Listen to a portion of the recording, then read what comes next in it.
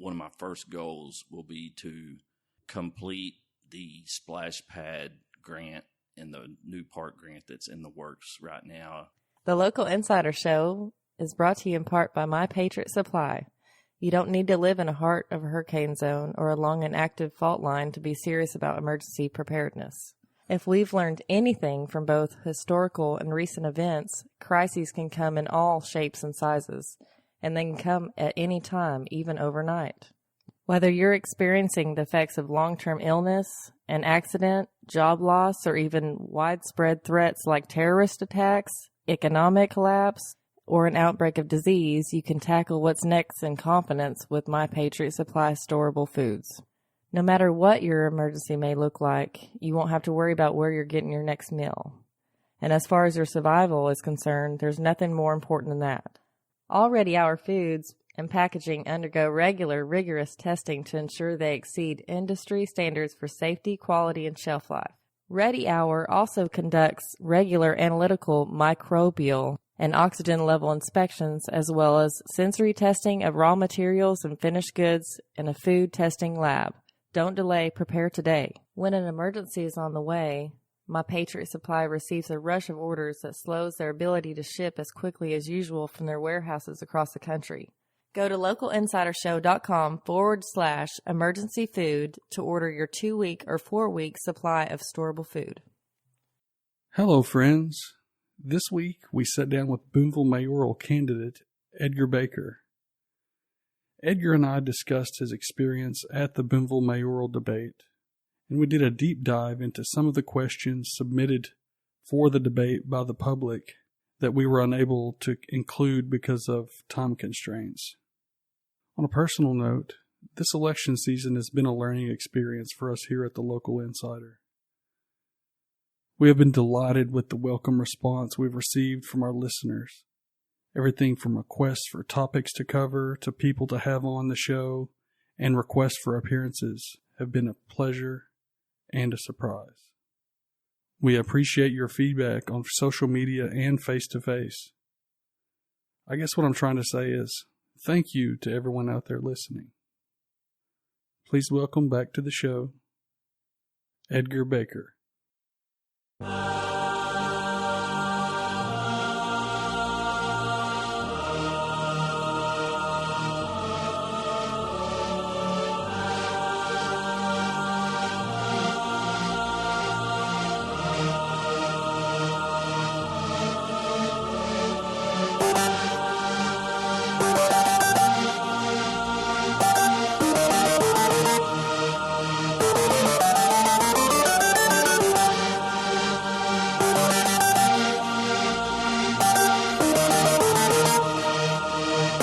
Welcome to the Local Insider Podcast, a show about everyday people who make a big difference.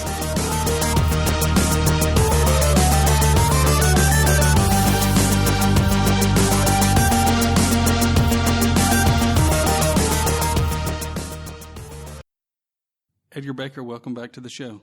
Oh, thanks, Brian, for having me back in. So the campaigning is coming to a close and the election is right upon us. Early voting starts tomorrow. Is that correct? That's correct. Monday, the 24th, early voting starts at the courthouse. So anybody that wants to vote early, I'd encourage them to get by the courthouse and vote. So the only location you can vote early is at the courthouse, is that right? Yes. Okay. Yes. I imagine the courthouse will be pretty packed in the morning then. It starts probably, about 8 o'clock, 8:30? Yeah.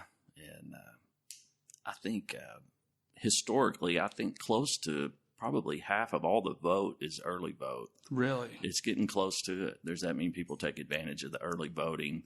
People seem to like the flexibility of just stopping by and when they have time and voting early. And I encourage people to get out and vote.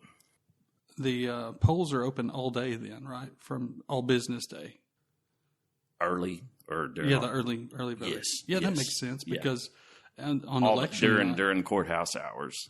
right? During election night, there's a specific time it opens sometime that day, and then and stays up until like 7 that evening, I believe. All right. So for those of you who have just most recently registered to vote, that's kind of how you do it. It's early voting is at the courthouse, and then, of course, the other polling places would be the gathering place, I think, is one.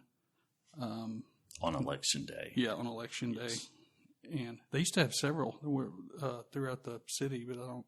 I think it was on Election Day would be one location. Okay, so it was the community building before it was the gathering place? They've just moved it a couple different locations. So what are your feelings about the debate?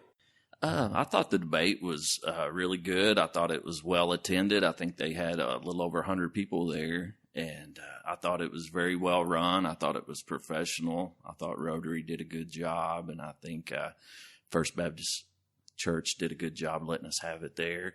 And I thought it was good. I thought that I think Rotary raised over $4,000 towards their stage project, and I was glad to be a part of that. It was very, what's the word I'm looking for? I was very surprised. We were expecting, because in previous debates, I guess this is the second one ever. Mm-hmm. In the first one, I guess they said there were around 50 people there. But this is a very highly anticipated election. So yeah, and it gave the candidates a chance to, talk to the public, and people have got concerns, and they want to hear what our ideas are to improve Booneville, to bring progress to Booneville, and it gave us all a chance to do that. So, are you opposed to the building or repurposing of other facilities, like older unused facilities, for chemical dependency or outpatient facility, or even a short-term inpatient facility, or those services within the city limits? Well, I think you're maybe referencing the Western Arkansas Guiding and Counseling building that they purchased, and they're wanting to put a rehab in. And I support the rehab. I think that our community needs rehab. We need more places where people can get help, and it's kind of a touchy subject. Not everybody's going to be happy about it, but I think that their plan is a good plan. I think it'll be well run, and I think it would have minimal effect on the community. I think they'll be down there. I don't think it'll have any effect on people that are in that area. I find it kind of, it's a little bit hypocritical we all say we need rehabs, and then we run out and say, well, we don't want one in our town, Mm-hmm. So again, not everybody's going to be happy about it, but I think we need to make the best of it and support it all that we can. And I just want to let the listeners know that some of these questions that I'm asking, Edgar, are questions that were submitted. We're just inundated with questions from the community, and some of these were good questions that we thought, if the debate were longer, we could have included, but because of the time constraints, we weren't able to, include those in there. So, so how do you plan to expand the enforcement of Ordinance 953, which is also reference to yard care, unsanitary, and unsightly articles? The question also elaborated. It said, to date, there isn't a budget for a full-time enforcement staff.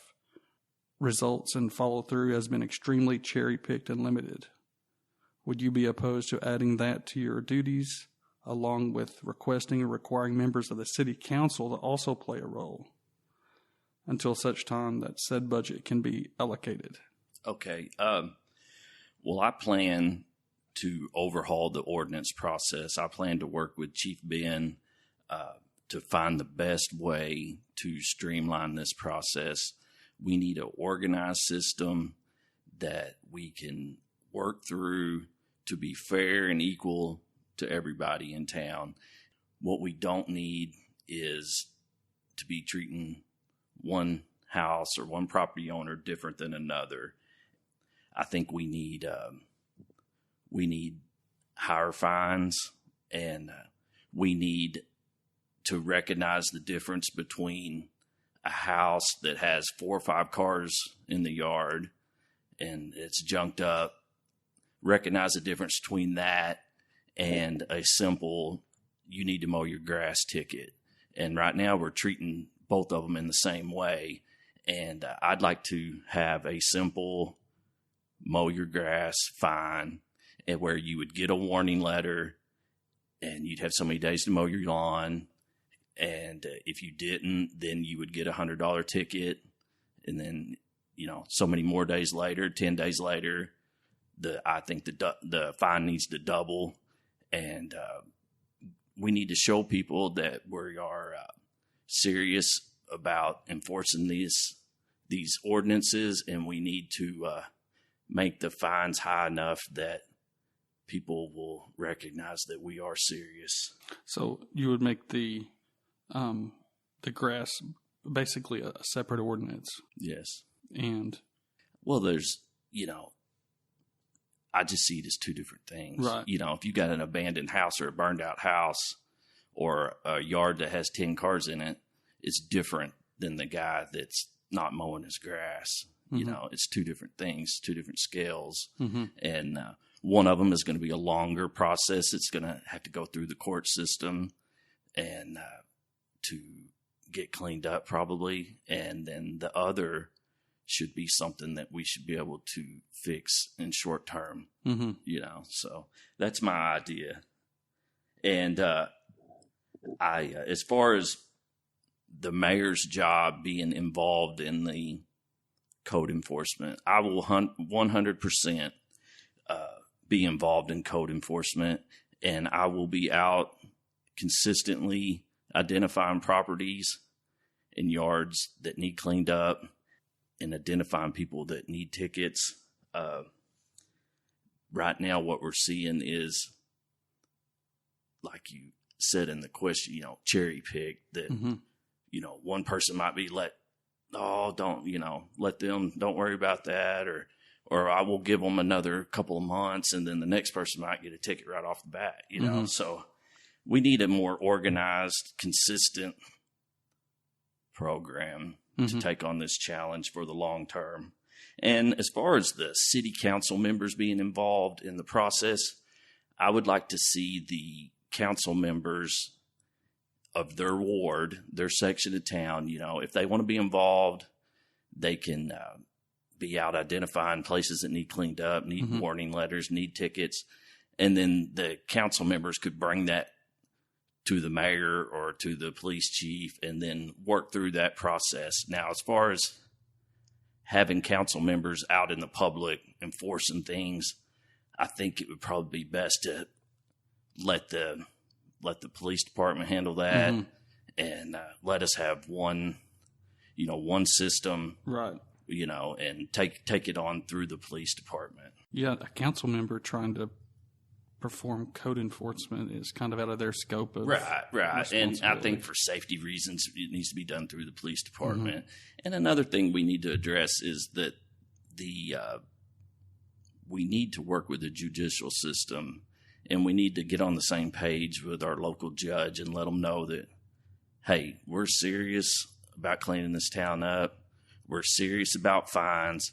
And if we bring somebody to court, that we expect the highest fine that you can give them. And we need to all get on the same page. Mm-hmm. Moving on to the next question. It's about stray cats and animals. And the question was, would you be open to trap, neuter, return program for cats paid for by the city to help our homeless stray cat population in the town? I'd be for helping with that program. If there are volunteers out there that want to spearhead that, I think it would be something that the city could get behind to help fund that program. Our animal control has a pretty good budget right now. They've got the funds that the city could get involved and help with that. And if there's an interest out there with volunteers, and the more people you get involved, the more we can probably get accomplished. And if there's people that want to do that, I would support it. Yeah, that's one thing that I think needs to kind of be brought to the forefront is what all the volunteers do in our community. Like, for instance, all the stuff that's going on, downtown, that's all volunteer. Mm-hmm. So all the major things that do happen in the town seem to be through volunteer work. What would you do to help kind of engage the people who wanted to volunteer and be involved? Well, there are lots of people that are wanting to get involved and that are willing to volunteer and help out. I've had, lots of people that have come forward over the years wanting to be involved in our downtown project. And I just think our town needs a mayor that is working hard and setting an example and has an open mind to bring people into the fold, use as many people as we can to make Booneville a better place. I talk to a lot of younger people all the time, and they're wanting to get involved. They're wanting to do good things. They're wanting to see Booneville improve. They want a city government that looks for progress. I just think that the harder the mayor works, the more people are going to be willing to help you out. Mm-hmm. And we need to always be looking for opportunities to get people involved. And I'd love to see a citywide cleanup. I'd love to, on a pretty fall weekend on a Saturday, and do it again in the spring, and get the youth involved from the school and organizations and clubs, and get out and walk the streets and clean up our town. Mm-hmm. And if you do that in the fall and the spring twice a year, I think we'd start seeing a sign of improvement over time. So do you think it'd be a good idea to have like a committee that the volunteers could go to, and have somebody that way if somebody came to you and said, "Hey, I want to volunteer," you would be able to point them to somebody that...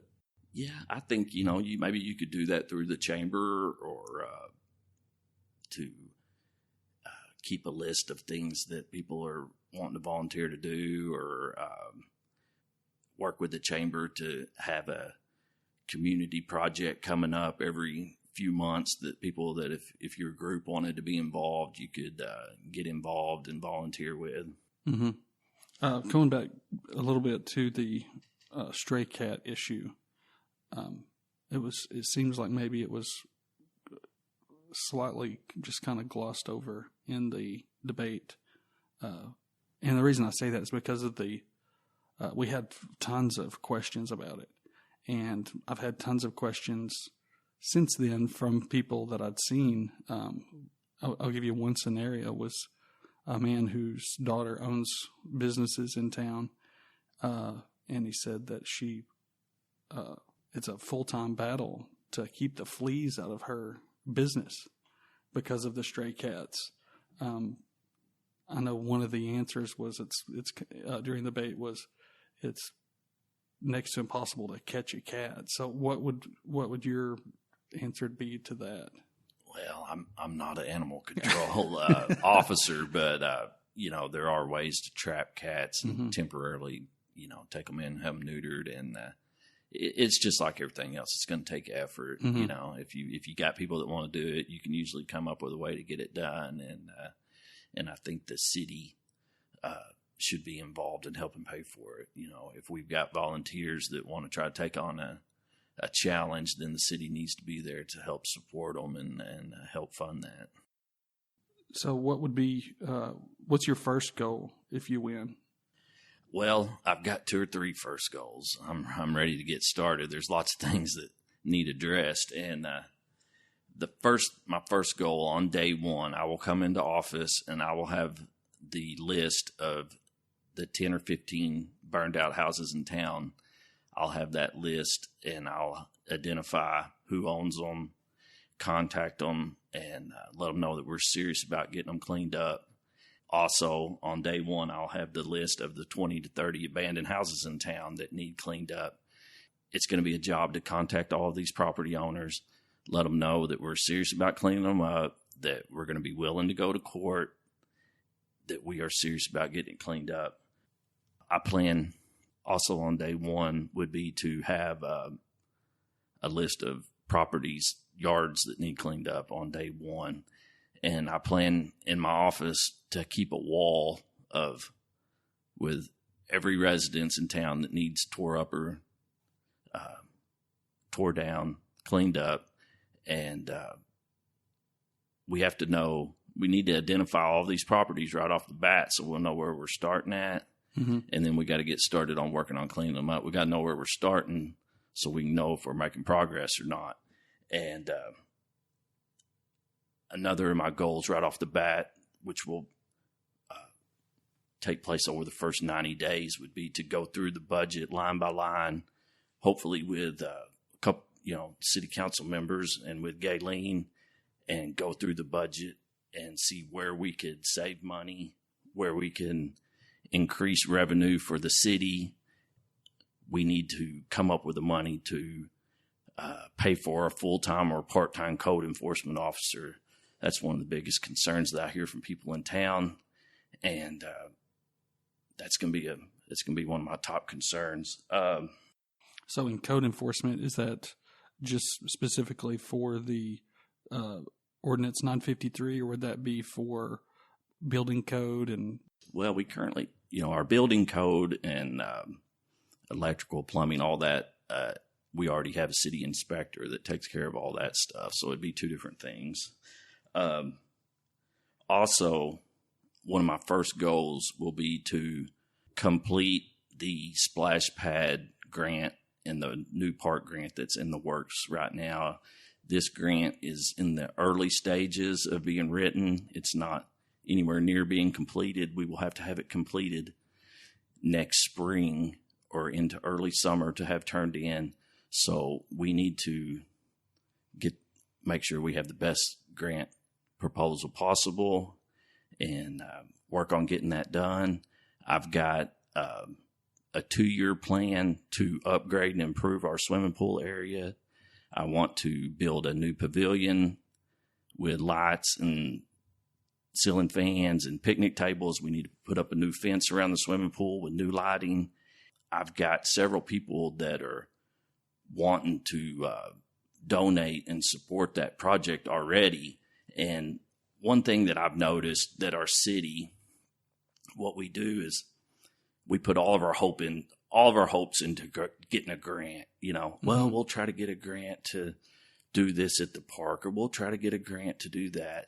And we almost use grants as an excuse that if we don't get it, then nothing else gets done, And my plan would be to use private money along with the city money to improve our parks department.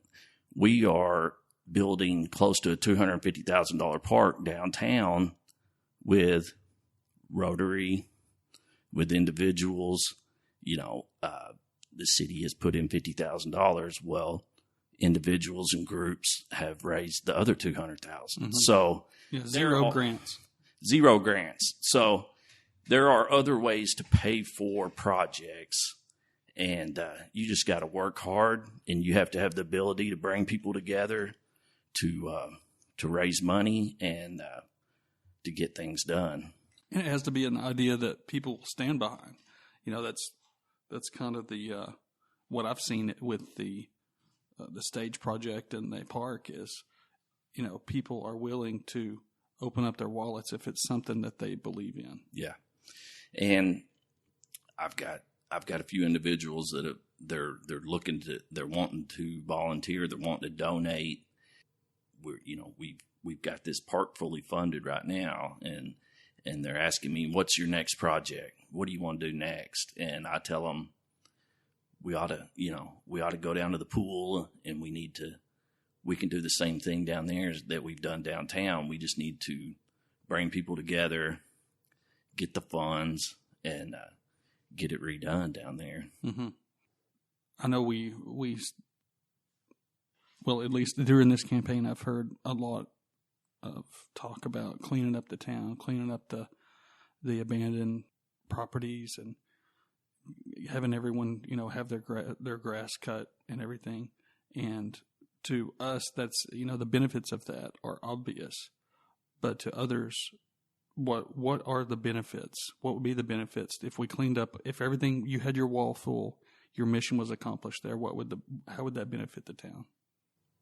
We have to have a clean town with clean streets, with nice neighborhoods to attract people that want to invest money in our town. We need local people that are willing to invest in property, to fix them up, to sell them. We need people from out of town to recognize that Booneville's a nice, clean, pretty little town that they want to move to. I've talked to so many people over the last couple of months that have moved here from other places, and they all talk about how nice Booneville is and how nice the people are, and they like it here. So the better we make Booneville look, the more people are going to be attracted to come here, and it's going to create a better environment. When you raise the standard of living, you raise the property values, it helps fight against your drug problem. It helps fight against the people that want to do harm to our community, that they, if they're not willing to have a low income property that they can come and go from, then they might go live somewhere else.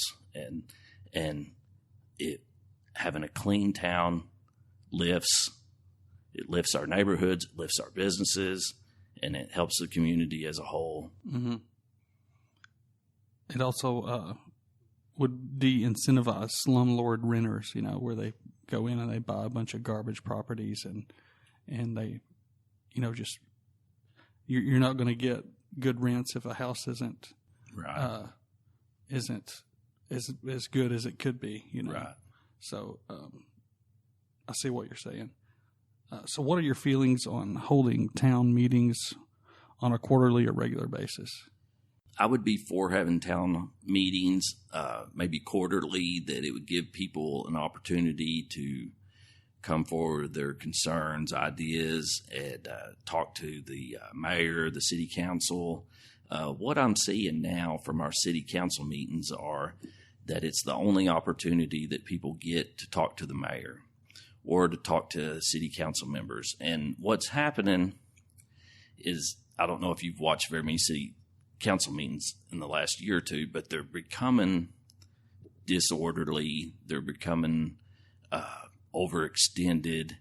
What a council meeting is a meeting of the mayor and the city council to address what is on their agenda. Mm-hmm. They're not open forums. They're not a availability for in the middle of every topic that the council's talking about to be answering questions from the audience or taking advice from the audience.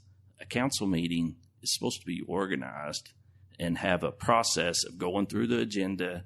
And then at the end, if a person, if they wanted to get on the agenda ahead of time, they would be in the meeting. Mm-hmm. At the end, you could ask questions at the end of the meeting. But what I'm seeing is that there's too much crosstalk, too much throwing everything out to the audience. And the meetings are dragging out to an hour and a half, 2 hours long.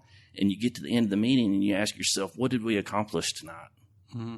And almost every time it's nothing, and then you think, well, why did this happen? Well, it happened because it's unorganized. I thought there was going to be a fight at the last one. Well, that's not that. If you look in the Arkansas Municipal League handbook, it will tell you how a meeting is supposed to be held. And the process is determined by the council. And they decide, do we take questions? Do we not take questions in the meeting? Do we take advice in the middle of the meeting or do we not take, Mm-hmm. And I'm not saying that an individual can't have an input, but we shouldn't stop every meeting 25 times to have a big conversation about something that some people don't have a clue what they're talking about, So mm-hmm. I'm for more organized city council meetings and more productive city council. That's what it comes back to. Let's be productive. And if having a town hall gives people an opportunity to share their ideas, that's great. And, quarterly, I think would be a good idea, and I'd be all for it. So the majority of questions were about the accountability of city workers and plans for empty commercial buildings like the CVs or the old hospital. What are your plans regarding the city employee accountability? Okay, well, leadership comes from the top, and the mayor sets the tone for all city employees. So the harder the mayor works, the more I'm going to expect everybody else to work and to follow what I'm trying to get done. I will expect my department heads to supervise their employees daily, and I will hold my supervisors accountable, and the supervisors will hold their employees accountable. And if it breaks down in that process, I'll be there to evaluate whether or not things are getting done or not. But a problem that I see is that our street department, we have 4 or 5 employees in town, and they're not being supervised. So if I'm elected mayor, my street superintendent will be in town every day supervising his 4 or 5 employees. And I will work with the street superintendent to set goals, to identify projects, and keep a list of things that we're going to be accomplishing every week. If an employee doesn't want to work, they will go through the process of being written up, and if it continues, then they'll be let go. The city government is no different than a business. If a business has somebody that's not getting the job done, that's not willing to work, they're not going to be around forever, you know? So that would be my solution. Were there any questions during the debate that you would like to give a more detailed answer? Well, did we miss the empty building? So that was really the only one that you. Well, when as far as empty buildings in town, like CVs or. Oh yeah. I'm sorry. In that, I see what you're saying. Yeah, in that question, when we talk about empty properties in town, I hear a lot of concern about the CV store being empty. You know, what are we going to be able to do with it? I think the first thing we need to do is work with the chamber to put together a business recruiting package that would include our census data, a sales tax data, a traffic count, and then get out and try to find another grocery store that might be willing to come in there, maybe a smaller brand, an independent that might be willing to look at that property. I think it's going to be hard. I think it's going to be hard to get another grocery store. But if that fails, then I know there are other retailers that are interested in coming to Booneville. I've talked to a couple of real estate agents, and there's interest in coming here. And I think we get out and talk to those retailers and ask them, how much square footage do you need? It's a big building. It's part of the problem. It's probably might be too big for one retailer. So my idea would be to try to identify a couple of retailers that would be willing to come to Booneville if they had the right building, and then find a local investor that would be willing to buy the building and possibly divide it into 2, and then maybe have a Fred's on one side and a part store or a furniture store or something come in and use the other half, you know. Kind of like they did with the Tractor Supply and the old Walmart. Yes. I think that's probably the best idea, probably the most feasible to use that much space, just because it's such a big property. Mm-hmm. And that's what the Littletons did with the old Walmart in Waldron. Yeah. And another empty property that I hear a lot of concern about is the old hospital. You know, what are we going to do with, and I think at the last couple city council meetings, it's been brought up and talked about quite a bit. I think we need to get serious about trying to lease it or sell it to someone that would have a plan to do something with it. It's dragging out here 10, 15 years sitting empty almost. And if we can't do something with it in the next couple of years, I think we need to start studying the feasibility of tearing it down. Mm-hmm. And if you did tear it down, what's it going to cost? How do you go about doing it?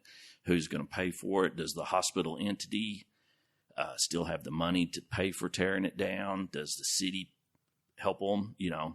And if you tore that old hospital down, you could either build a park there on the highway that would be a nice, coming into town, it would look good, a nice open space for a park, a walking trail, maybe a dog park of some sort.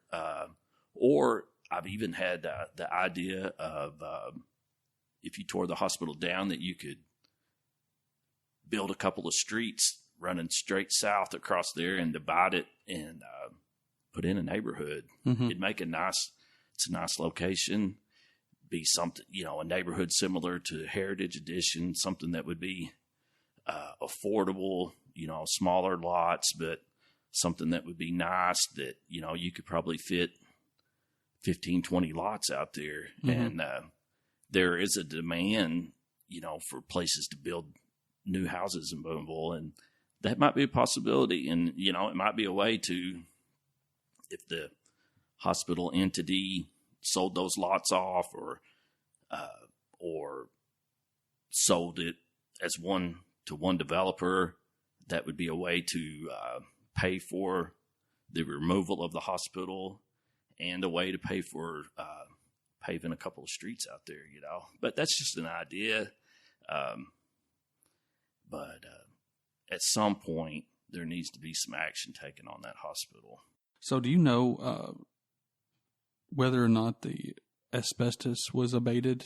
I know there was a back and forth on Facebook. There's some debate about, I think the vast majority of it has been removed. I think when they did that abatement, it was an abatement to do a remodel. So not all of it was necessarily required to be removed. So again, that'd be something that have to be studied in the future, mm-hmm. what it would cost to tear it down.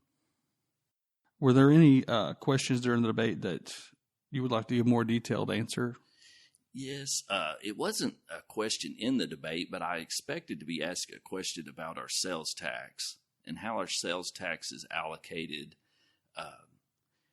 What we're seeing with the Walmart Supercenter over the last 7 years, our sales tax has grown quite a bit, and that's a good thing. It's a great thing for Booneville that we're bringing in more revenue.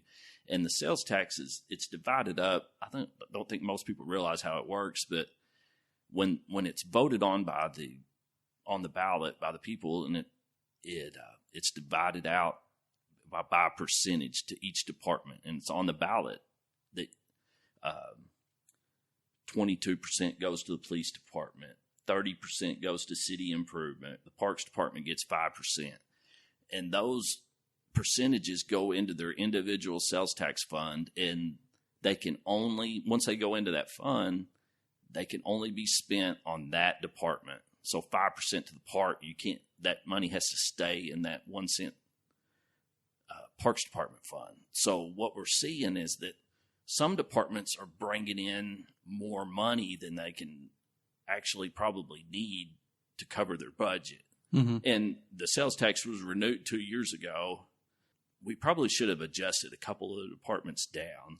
I want to give you one example that what's happening is the cemetery fund, the 1 cent cemetery fund is holding $168,000 in one account. And that grows every year. So if you take their $168,000 and then they've got another $44,000 in the cemetery fund in their general account, well, so you're up over $200,000 in a cemetery account that can only be spent on cemetery. You can't take that money back out of there. So what I would recommend in the future is we need to work with the city council. We need to have the flexibility to, on the next renewal, to adjust some of these departments down a little bit and put that money into the general fund where we will have the flexibility to spend it on things that we need. You could use it towards helping give city employees raises. You could use it to cover increased fuel cost. But I think it was a mistake by the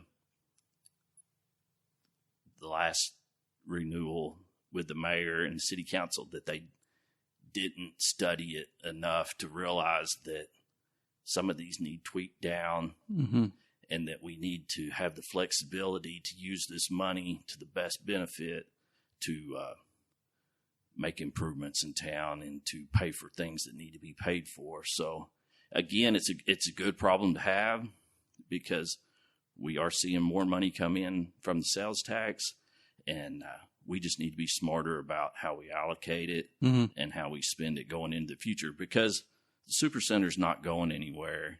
That we're blessed to have it. We're bringing in revenue, and we need to be smart about what we do with that revenue and take advantage of it. To change the way that's allocated, would you have to hold like an election to do that, or is that you something would either have to you'd either have to wait till the next renewal. I think it renews every 4 years or 5 years.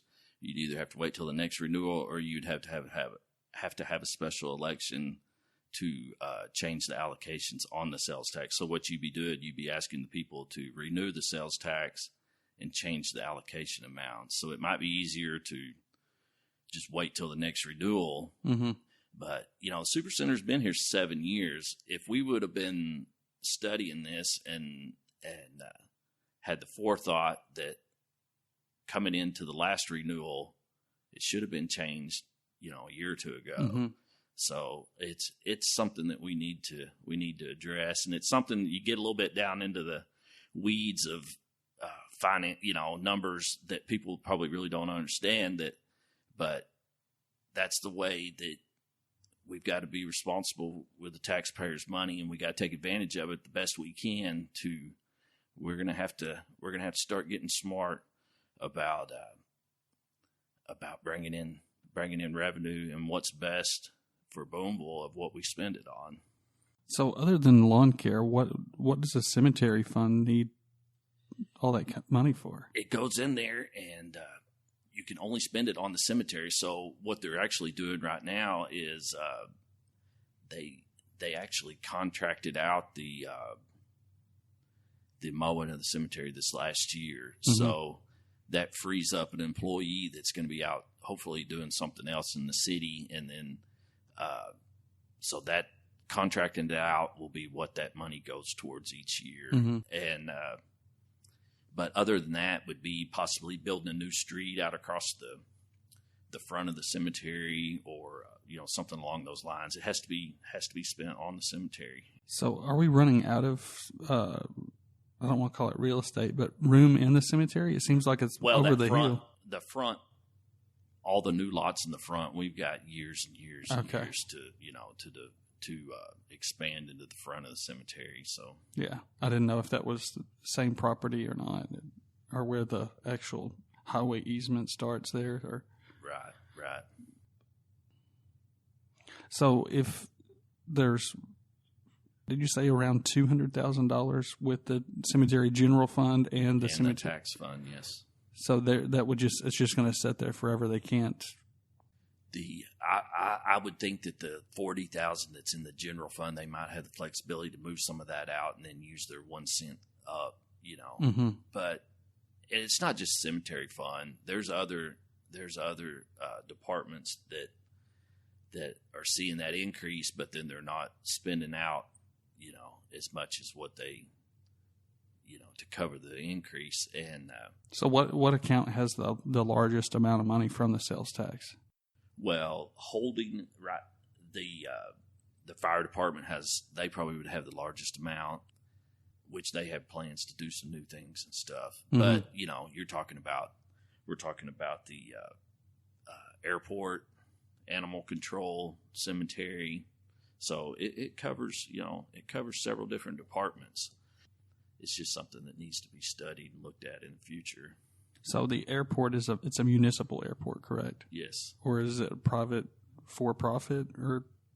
It is. I don't think it's for profit, but it's a municipal run by the city, and and funded by the city. I see. So how important is that airport? Oh, I think it's important. That's another way that I think we could increase revenues. Every hangar out there is rented right now. Mm-hmm. And I know Scotty Pierce brought up, and that was part of the financial advisory group this last year. They advised that looking for ways to bring in more revenue to the city. And one of their recommendations was to increase the hangar fees at the airport, because every one of them are rented out, and 90% of them are rented out by people from Fort Smith that keep their planes down here, and they drive down here because they're getting a cheap hangar. Oh, I see. So if you were able, Scotty brought up the idea of raising the hangar fees, and I don't think it ever went anywhere. But if you see that as an opportunity to increase their fees, bring in more revenue to the airport, and then the airport wouldn't need as much money coming from the general fund to float them, mm-hmm. and then you'd be able to use that money to spend on something else, Mm-hmm. So it could be a revenue stream that could be taken advantage of in the future. So I want to kind of do a mind exercise here. So let's say you win, and I'm sure you have a 4-year plan to. Let's say you win and everything just falls in place the way you want it. We know that never happens, but what would Booneville look like after 4 years? I'd like to see more businesses in town. I'd like to have more businesses downtown. I'd like to see some more national retailers come in. If you look at Supercenter in D Queen in Mena, they're surrounded by other national retailers that have recognized that those communities have become regional shopping hubs. Mm-hmm. And I think that could happen here, that, if we would work hard enough to recruit new business in, to take advantage of the Supercenter, take advantage of the shoppers that are coming in here into Booneville every week and buying their groceries, buying their Walmart stuff. So I'd like to see more retailers. I'd like to see a cleaner town. I'd like to see more houses being fixed up. I'd like to see our parks upgraded. I think our parks, it's 100% within the city control to mm-hmm. fix it, to upgrade it. We've got the funds. We've got the ability to do it. We just got to get out and do it. When you talk about. So wait a minute. You're saying the reason we don't have a restroom at the Marcel Phillips Park right now is because they just haven't done it? They just haven't done it. Yeah. Wow. So, I see our parks are definitely, upgrading them is definitely achievable. And it might take 4 years. It might take 8 years, whatever. But we can improve our parks department. Now, when you're talking about, that is 100% within our control, mm-hmm. of the city's control. Now, you start talking about bringing in retailers, you're talking about cleaning up neighborhoods, then you're talking about individuals, you're talking about businesses. But our parks should be in better shape than what they are, and they should be nicer than what they are, because it is within the city's control to do that. Another question I had was, it seems like they mow on Mondays. They mow the park on Mondays, but everybody goes to the park on Saturday and Sunday. So in the summer and spring, It's like the grass is the tallest when we want to use the park. Yeah. I've heard that from people. And I don't want to be one of the complainers, Right. But it would make sense to mow more towards the end of the week, and I would like to look into hiring in the summertime, hire a part-time college kid that does nothing but mow grass at the park mm-hmm. all summer long, and you're paying them minimum wage. And that'd be a job just like the lifeguard is, a good summer job for somebody and it would be inexpensive to the city, and you'd be able to see some real progress, of having somebody out there all the time that's mowing, and, mm-hmm. and doing things that people are going to see. And our parks are nice. They just need to be taken care of. Mm-hmm. Well, Ed, it looks like we've, I thought we were going to end early there, but we've about taken the whole hour. Is there anything else that you want to bring up? I'd just like to encourage people to get out and vote. Early voting starts Monday, October 24th at the courthouse. And I think this election is about change. I think it's about turning the page. I think it's about what does our town look like over the next 10 to 20 years? Who are the next leaders of our town? And who do we want to be the next mayor? I hope people will get out and vote Baker for mayor. And I sure appreciate it, Brian. I thank you for having me today. You bet. Thanks for coming on.